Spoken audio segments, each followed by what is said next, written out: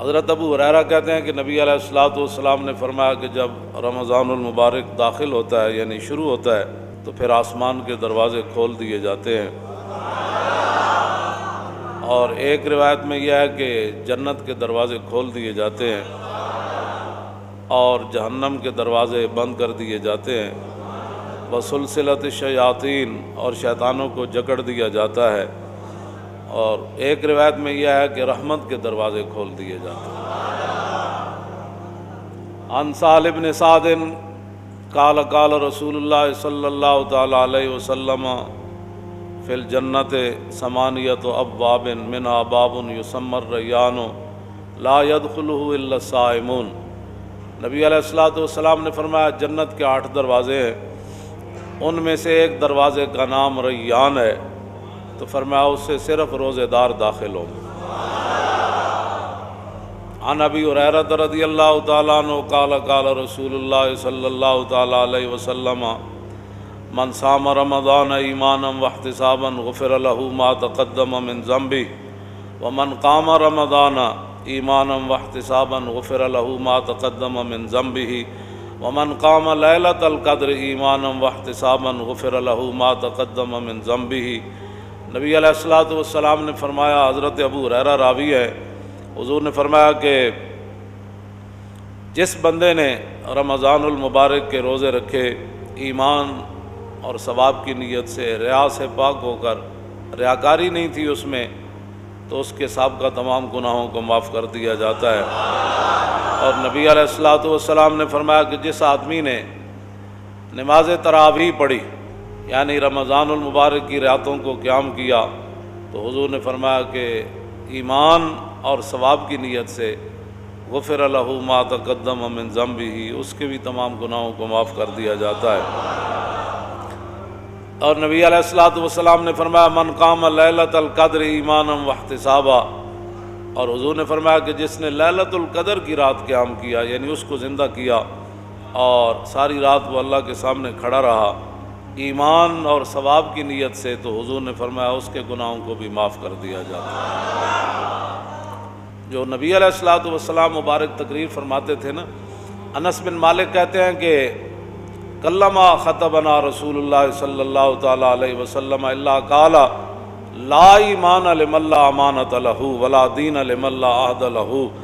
انس بن مالک نے 10 سال ظاہر ہے حضور کی خدمت کی، تو کہتے ہیں میں نے حضور کا کوئی کم ہی ایسا خطبہ سنا ہوگا جس میں حضور نے تقریر سے پہلے یہ نہیں فرمایا لا ایمان لمن لا امانۃ لہ، فرمایا اس کا تو ایمان ہی نہیں جس کے اندر امانت داری نہیں ہے۔ کلمہ، بہت کم ایسا کوئی خطبہ ہوگا جس خطبے کے شروع میں حضور نے یہ نہیں فرمایا کہ لا ایمان لمن لا امانۃ لہ۔ امانت وہ حکمرانوں کے پاس ہو، وہ مولویوں کے پاس ہو، حافظوں کے پاس ہو، وہ قاریوں کے پاس ہو، وہ محدثین کے پاس ہو، وہ صوفیوں کے پاس ہو، وہ غوثوں کے پاس ہو، وہ عوام کے پاس ہو، وہ باپ کے پاس ہو، وہ ماں کے پاس ہو، جس کے پاس بھی جو امانت ہے، یہ مراد نہیں ہے کہ صرف حکمران اس سے مراد ہے۔ ہاں، جو امانت اللہ نے، حضور نے فرمایا یہ بچے تمہارے لیے امانت ہے۔ چھوٹی عید کے خطبے میں حضور نے فرمایا کہ یہ اولاد جو ہے تمہاری امانت ہے تمہارے پاس۔ کیا مطلب؟ دین کی طرف لگانا، کل اس امانت کے بارے میں بھی تم سے پوچھا جائے گا۔ حضور نے فرمایا لا ایمان لمن لا امانۃ لہ، اس کا تو ایمان ہی نہیں جو امانت دار نہیں، ولا دین لمن لا عہد لہ، اور فرمایا جو وعدے کا پاسداری نہیں کرتا اس کا تو دین ہی کوئی نہیں۔ انجاب حضور کا خطبہ کیسے ہوتا، آگے ذرا تھوڑی سی میں تاکہ وضاحت اور کر دوں۔ عن جابر ابن عبداللہ قال کان رسول اللہ صلی اللہ تعالی علیہ وسلم اذا خطب احمرت عیناہ وعلا صوتہ واشتدت غضبہ کانہ منذر جیش یقول سبحکم ومساکم۔ جابر بن عبداللہ کہتے ہیں کہ جب نبی علیہ الصلوۃ والسلام خطبہ ارشاد فرماتے، حضور تقریر فرماتے، تو حضور کی مبارک آنکھیں سرخ ہو جاتی۔ تقریر تو وہ ہوتی ہے، پھر اور کیا ہوتا، وعلا صوتہ، حضور کی آواز مزید بلند ہو جاتی، واشتدت غضبہ، حضور کا جاہ و جلال اس کے اندر اور اضافہ ہو جاتا، جیسا کہ نبی علیہ الصلوۃ والسلام ایک ایسے لشکر سے ڈرا رہے ہیں کہ جو لشکر صبح حملہ کرنے والا ہے یا شام کو حملہ کرنے والا ہے۔ ایسی تقریریں جس سے قوم جو ہے وہ پہلی بھیڑ ہے تو اور اس کو بھیڑ بنا دیا جائے۔ او جی مولانا اسلام تو بڑے امن کا درس دیتا ہے۔ میں نے کہا ہومن امام الانبیاء، ہومن محبوب رحمت للعالمین، خیمہ افلاق کا استادہ جنہاں دے نام نال کھڑا ہے تے او تقریر فرمان تے انہاں دی مبارک اکھاں سن۔ مولانا تھوڑی امن سے بات کریں، آپ کو پتہ نہیں ہے اسلام امن کا درس دیتا ہے۔ میں کہو جنہاں دین دیتا انہاں دیاں تو اکھاں سرخ ہو جاندیاں تھا، انہاں دی مبارک اکھاں دے تو کوئی قیمت ہی کوئی نہیں نا۔ وعلا صوتہ، حضور کی آواز پہلے سے زیادہ بلند ہو جاتی۔ حالانکہ نبی علیہ الصلوۃ والسلام کی مبارک آواز میں اللہ نے یہ معجزہ رکھا ہے کہ جس طرح قریب والے کو حضور کی مبارک آواز سنائی دیتی، اس طرح 1,24,000 میں سے جو آخری صحابی بیٹھے تھے نا عرفہ کے میدان میں، جس طرح قریب بیٹھے صدیق اکبر کو آواز آ رہی تھی، اسی طرح آخری صحابی کو بھی ایسے آواز آ رہی تھی۔ تو میرے آقا و مولا کی مزید آواز بلند ہو جاتی، وَعَلَىٰ صَوْتُهُ، اور وَاشْتَدَّتْ غَضَبُهُ، اور حضور کے جاہ و جلال میں اور سختی آ جاتی۔ قوم کو یہ مزاج بتایا ہوتا نا کہ حضور ایسے خطاب فرمایا کرتے جی، تو پھر قوم ہماری ناموس رسالت کے مسئلے کو بھی سمجھ جاتی، پھر حضور کی عظمت کو بھی سمجھ جاتی قوم، اور پھر رسول اللہ کی ختم نبوت کے مسئلے کو ایسے سمجھ جاتی کہ ایسے تلوار بھی کھڑی ہو حضرت حبیب بن زید کے سر پر، مسلمہ خود اٹھ کر کھڑا ہو جائے کہ بتاؤ میں کون ہوں، فرمایا تو کون ہے؟ رسول تو رسول اللہ ہی ہے، تو کون ہے؟ کیا باتیں کرتا ہے؟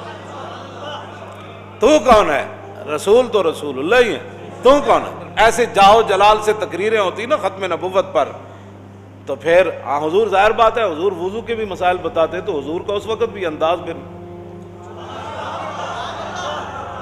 عن سلمان الفارسی قال خطبنا رسول اللہ صلی اللہ تعالی علیہ وسلم فی آخر یوم من شعبان، حضور نے، سلمان فارسی کہتے ہیں کہ حضور نے شعبان کے آخری دن یہ ہمیں خطبہ ارشاد فرمایا۔ کیا فرمایا؟ فقال یا ایھا الناس قد اظلکم شہر عظیم شہر مبارک شہر فیہ لیلۃ خیر من الف شہر۔ شعبان کی آخری تاریخ کو حضور نے ہمیں خطبہ ارشاد فرمایا، تو اس خطبے کا انداز بھی تو یہی ہوگا نا، قد اظلکم شہر عظیم، ہاں جی شہر مبارک، اس طرح ہی حضور نے فرمایا ہوگا نا تمہارے پاس بھائی بڑا عظیم مہینہ آنے والا ہے، بڑی برکت والا مہینہ آنے والا ہے، اور ایسا مہینہ آنے والا ہے جس کی ایک رات 1000 مہینوں سے افضل ہے۔ جعل اللہ صیامہ فریضۃ وقیام لیلہ تطوعا، حضور نے فرمایا اللہ نے اس کے روزوں کو فرض کیا، اور رات جو ہے نماز تراویح پڑھنا یہ میری سنت ہے۔